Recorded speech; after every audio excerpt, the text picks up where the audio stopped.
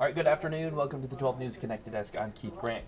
Here, coming up on what we're going to be going over the next few minutes, more details expected tomorrow in the investigation into the killing of Charlie Kirk. We'll give you an interview with the Public Safety Commissioner in Utah with those details, plus the Sedgwick County Zoo announcing the birth of a new American bison calf. We'll tell you the name, but first, let's get meteorologist Adrian Campa in here.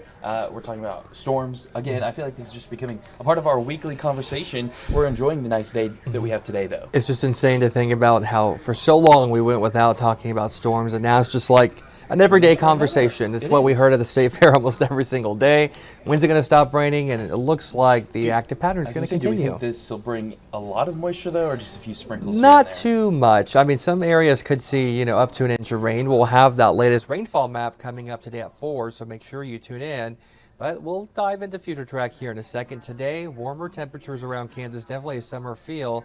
86 right now here in Wichita. Tomorrow into Wednesday, numerous storms expected. Good news, low threat of anything severe. Can't rule out a stronger storm or two, but the general consensus is nothing too strong.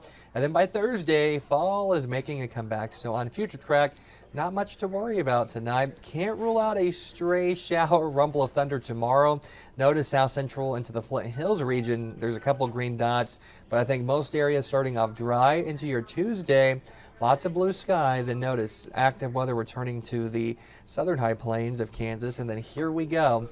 By 2 a.m. Wednesday, scattered thunderstorms becoming a little bit more numerous out in western Kansas. Maybe some gusty winds over 50, smaller hail, but again, low risk of severe weather. Could be a stormy start to the day. And then Wednesday evening, Future Track isn't showing as much, but with a more humid air mass in place, we do think the activity will be a little bit more widespread, especially for central into south central Kansas. So behind that system, we'll start cooling things down. 4 p.m. Thursday.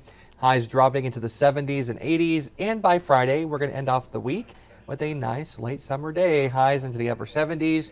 Most of us, though, climbing back into the lower 80s, Keith. So thankfully, at this time, it is looking like overall the weekend will be dry, even though it was mainly dry here in the metro area through the weekend.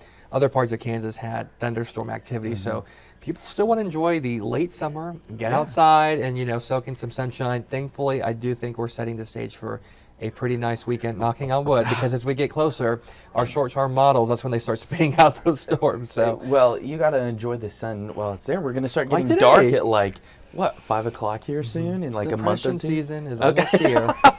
Perfect, Adrian. Thanks for reminding me of that. We'll be right back after the break.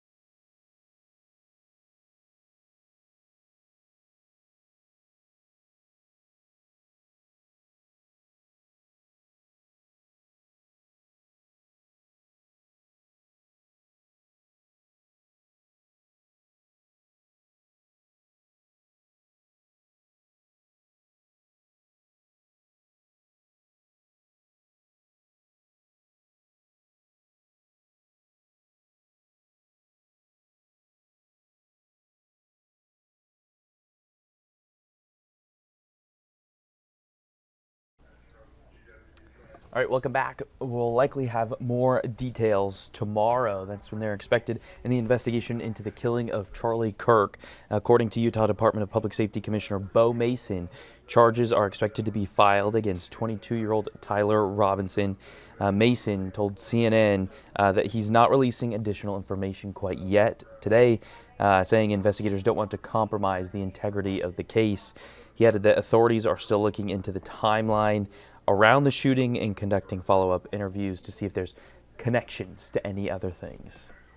The county attorney will choose what they release, what they don't, as they file charges.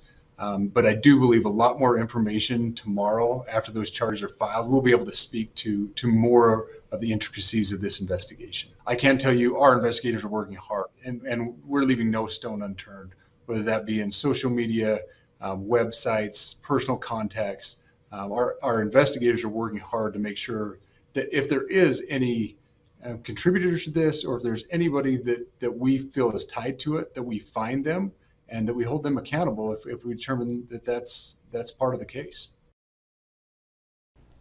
All right, once again, that was Bo Mason with the Utah Department of Public Safety, sharing those details that we could likely hear more into the investigation into the killing of Charlie Kirk. Right after the break, the Sedgwick County Zoo announcing the birth of a new American bison. Right here, we'll show you more about this new baby and its name right after the break.